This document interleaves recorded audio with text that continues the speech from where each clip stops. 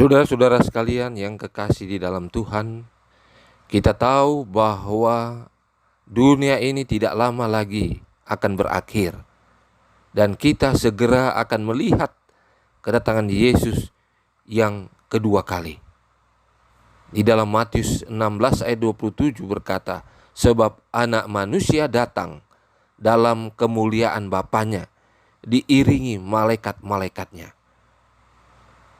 Kita lihat bahwa kepastian kedatangan Yesus yang kedua kali sangat jelas di dalam Alkitab dan juga di dalam kutipan-kutipan roh nubuat.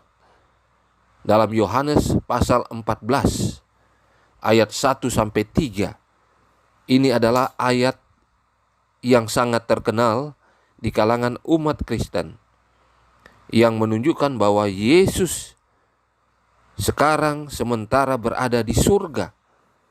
Dia menyiapkan tempat bagi umat-umat tebusan yang akan diselamatkan nantinya. Dan setelah dia menyiapkan tempat untuk umat-umat tebusannya, dia akan turun ke bumi ini. Dia akan datang kembali untuk menjemput umat-umat tebusannya untuk dibawa di dalam kerajaan surga. Dan tentunya ini adalah menjadi kerinduan bagi semua umat-umat Tuhan yang bergumul sementara, yang berada di atas dunia ini. Saudara-saudara yang kekasih di dalam Tuhan, kita dapat bayangkan bahwa sebuah peperangan yang berlangsung, yang bertahun-tahun, beribuan tahun, itu sudah terjadi di muka bumi ini. Sejak manusia jatuh ke dalam dosa, dunia ini mengalami penderitaan. Dan kita tahu di dalam Alkitab menjelaskan bagaimana kejatuhan nenek moyang manusia, Adam dan Hawa, ke dalam dosa. Dan mulai saat itulah peperangan berlangsung ribuan tahun sampai saat ini. Sejak manusia jatuh dalam dosa, kita tahu bersama kematian di mana-mana terjadi. Sakit penyakit, peperangan. Kita lihat kebencian dan kejahatan itu terjadi di muka bumi ini. Ketidakadilan, keluarga-keluarga yang hancur, yang berantakan. Sehingga ada banyak manusia kehilangan pengharapan. Itulah yang terjadi sejak dosa jatuh di dunia ini. Tetapi firman Tuhan sangat jelas menyatakan bahwa keadaan itu tidak akan berlangsung selamanya. Akan ada akhirnya. Ketika Yesus datang kedua kali, semua itu akan berakhir. Tidak akan ada lagi kematian. Ada satu hari di mana setan tidak lagi mempunyai kesempatan untuk menipu manusia. Dan juga ada satu hari ketika Tuhan menciptakan langit yang baru dan bumi yang baru, di mana tidak akan ada lagi penderitaan, tidak akan ada lagi kekacauan, kematian, kesedihan, dan lain-lainnya. Saudara-saudaraku yang kekasih, roh nubuat menggambarkan sejarah dunia sebagai sebuah pertentangan besar. Pertentangan besar antara Kristus dan setan. Di dalam komentar roh nubuat mengatakan bahwa konflik besar antara Kristus dan setan itu telah berlangsung sekitar 6.000 tahun. Dan itu mendekati penutupannya. Di dalam The Great Controversy, halaman 518, dijelaskan bahwa konflik tersebut segera akan berakhir. Dan setan sekarang ini meningkatkan usahanya untuk menjerat manusia, untuk menipu manusia, agar kalau bisa semuanya itu mengikuti dia di dalam kebinasaan yang kekal nantinya. Dan kalau kita lihat ini, maka ada satu gambaran menyatakan bahwa sejarah dunia bukanlah sebuah kecelakaan atau kebetulan. Ada konflik di sana. Ada pertentangan di sana. Pertentangan antara Kristus dan setan. Pertentangan antara kebenaran dan kesesatan. Pertentangan antara ketaatan melawan pemberontakan. Pertentangan antara penyembahan kepada Allah melawan penyembahan kepada manusia dan setan. Pertentangan konflik antara kerajaan Allah melawan kerajaan kegelapan. Dan tentunya di dalam kutipan Roh Nubuat dalam buku Kemenangan Akhir ini menunjukkan bahwa tidak ada satu manusia pun yang tidak ambil bagian di dalam pertentangan ini. Semuanya harus mengambil bagian, harus mengambil keputusan. Ketika kita berbicara tentang 6.000 tahun, tentunya tidak boleh kita membuat kesalahan dengan berkata, kalau kita hitung 6.000 tahun, kita dapat menentukan kedatangan Yesus. Ya, tentu kita tidak berbicara demikian. Karena firman Tuhan juga menyatakan bahwa hanya Tuhan yang memberikan waktu kedatangannya yang kedua kali dalam Matius 24 ayat 36. Tetapi kita diberitahukan bahwa akan ada tanda-tanda menjelang kedatangan Yesus yang kedua kali yang digenapi dari waktu ke waktu. Di dalam Kisah 1 ayat yang ke-7, Yesus mengatakan bahwa waktu dan masa yang ditetapkan Bapa itu bukan untuk kita ketahui. Jadi apa maksudnya 6.000 tahun ini? Tentunya bukan untuk menentukan tanggal. Tetapi kita memahami bahwa konflik dosa mempunyai batas yang ditentukan Allah. Jadi kita berbicara tentang akhir dari pekerjaan setan di dalam membuat manusia jatuh di dalam dosa. Jadi setan akan mengakhiri tugasnya setelah 6.000 tahun. Jadi setan tidak akan memerintah selamanya di muka bumi ini. Dosa tidak akan berlangsung selamanya, tetapi akan berakhir selama 6.000 tahun sejak dosa itu masuk di dunia ini sampai dia berakhir. Pada akhir pekerjaan setan ini, Yesus Kristus yang berada di tempat yang maha suci sebagai pengantara, sebagai imam, dia akan menghentikan pengantaraannya sebagai imam besar untuk memberikan pengampunan. Pada saat itulah genap 6.000 tahun di mana dosa yang sudah masuk akan berakhir ketika Yesus tidak mengantarai lagi.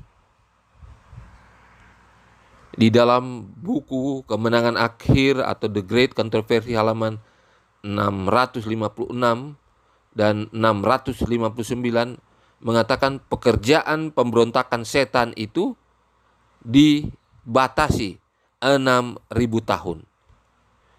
Jadi setan tidak akan bekerja lagi menghancurkan manusia, membawa manusia ke dalam dosa setelah 6.000 tahun sejak manusia pertama jatuh dalam dosa, dan itu berakhir 6.000 tahun pada saat Yesus Kristus tidak mengantarai lagi sebagai imam besar untuk mengantarai manusia di dalam mengampuni dosa-dosa mereka. Jadi pesan di sini adalah tidak menghitung tanggal kedatangan Yesus yang kedua kali. Tetapi setan berkuasa menggoda manusia sebatas 6.000 tahun. Jadi kita harus sadar bahwa kita sekarang ini sedang berada dalam konflik besar antara Kristus dan setan. Dan kemenangan Kristus itu sudah dipastikan setelah 6.000 tahun setan berkuasa mencoba untuk membuat manusia mengikuti dia. Kalau kita kembali di dalam Yohanes pasal 14 ayat 1 sampai 3. Yesus sendiri berkata bahwa tidak perlu khawatir kita, tidak perlu gelisah. Karena Yesus akan datang kembali. Jadi Yesus sekarang berada di surga.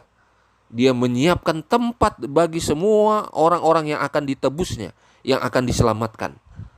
Setelah genap waktunya, setelah cukup tempat di mana orang-orang tebusan itu akan diselamatkan di surga, maka dia akan datang kembali. Dia akan datang ke bumi ini untuk menjemput orang-orang tebusan itu, orang-orang yang akan diselamatkan. Inilah janji kedatangan Yesus yang kedua kali setelah berakhirnya konflik antara Kristus dan setan, antara Kristus dan umat-umatnya melawan setan dan agen-agennya dan umat-umatnya setelah 6.000 tahun itu.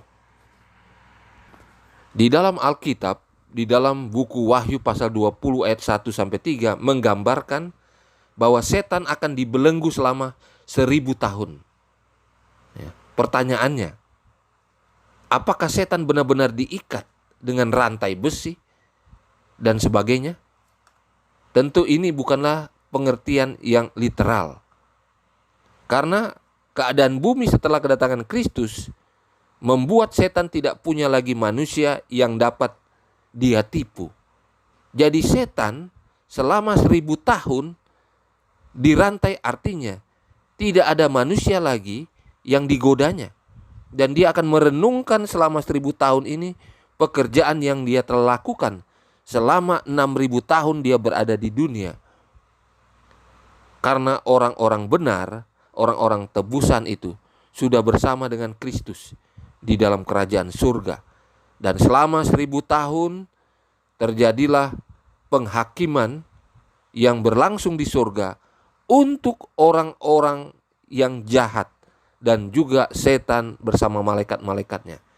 Di mana pada saat itu ditentukanlah berapa lama mereka akan dibinasakan di dalam api neraka. Jadi itulah yang terjadi selama 1.000 tahun. Umat tebusan menentukan berapa lama orang-orang jahat dan setan dan malaikatnya itu akan dibakar di dalam api neraka. Sedangkan setan dan malaikat-malaikatnya yang lain akan merenungkan selama 1.000 tahun, yang dalam istilah Alkitab setan dirantai. Dan selama 1.000 tahun berlangsung di bumi yang sudah kacau, yang sudah hancur, yang dijalankan oleh setan dan malaikat-malaikatnya. Jadi saudara-saudara sekalian, di sini kita bisa melihat sebuah rangkaian yang sangat menarik. Sejarah dosa di muka bumi ini berlangsung selama 6.000 tahun. Setelah itu, maka Yesus datang kedua kali. Ada kebangkitan pertama, di mana orang-orang benar dibangkitkan. Kemudian orang-orang yang masih hidup di dalam Tuhan akan diubahkan untuk tidak memiliki fana dan akan bersama-sama dengan orang benar yang dibangkitkan menyongsong Yesus di angkasa. Dan mereka semua akan masuk di dalam kerajaan surga. Dan selama 1.000 tahun di surga, umat-umat Allah bersama Kristus, mereka akan bergembira sekaligus mengadakan penghakiman kepada setan dan malaikat-malaikatnya bersama orang-orang jahat yang ada di bumi yang sudah hancur itu. Inilah istilahnya setan dirantai selama 1.000 tahun. Karena tidak ada lagi manusia yang akan ditipunya.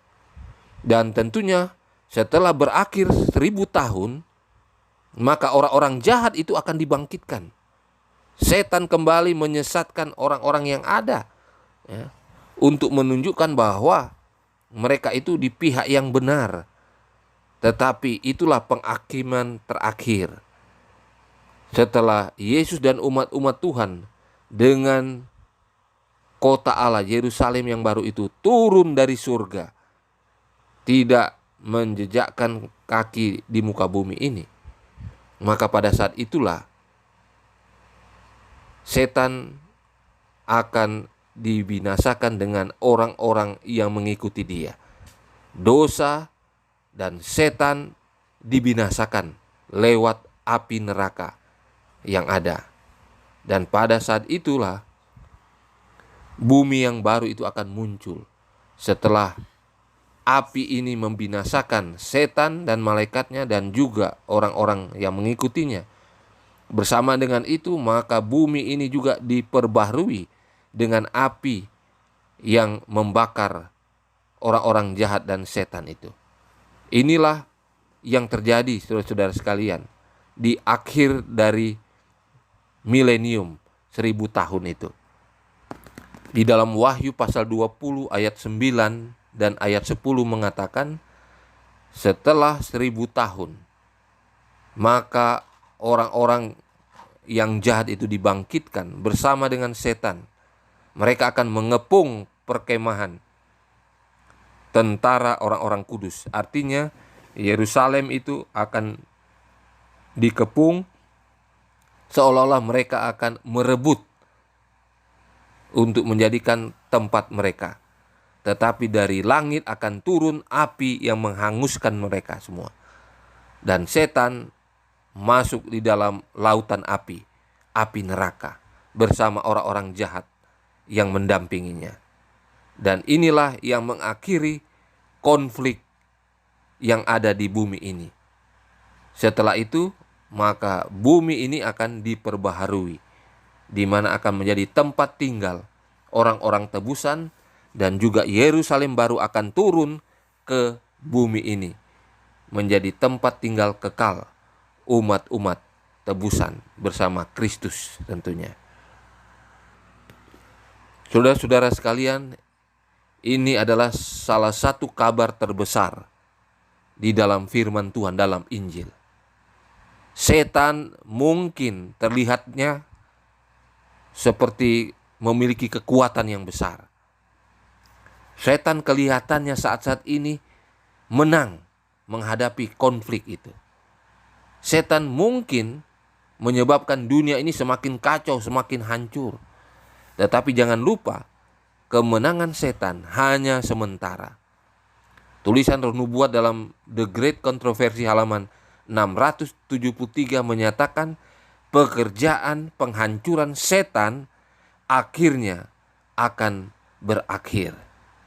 Jadi tentunya kita sebagai umat-umat Tuhan tidak perlu takut menghadapi masa depan, karena Kristus pasti menang.